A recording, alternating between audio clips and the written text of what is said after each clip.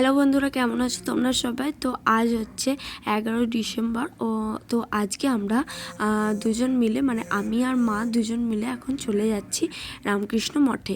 তো আজকে মঠে ছিল পুজো, কারণ আজকে 11 তারিখে ছিল মা শারদার জন্মতিথি উপলক্ষে মঠে পুজো হচ্ছিল। তো আমি আর মা কিন্তু আজকে ফার্স্ট টাইম একা একা টোটো করে মঠে গেলাম, কারণ বাবা অফিস গেছিলো আর বর্মশাইও কাজে গেছিলো।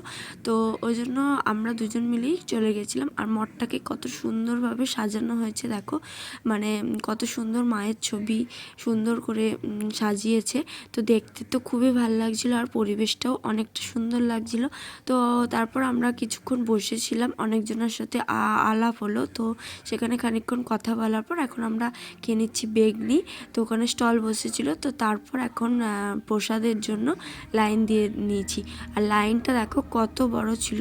তারপর তো লাইন পুরো রাস্তা মানে ছাড়িয়ে গেছিলো। তারপর ভোগের লাইন দিয়ে ভোগটা খেয়ে নিয়েছি। ভোগ খাওয়ার পর কিছুক্ষণ বসেছিলাম, যেহেতু সেখানে নাম গান হচ্ছিল, তো সেটাই কিছুক্ষণ বসে বসে শুনলাম। জয় জয় রাম কৃষ্ণ রাম কৃষ্ণ।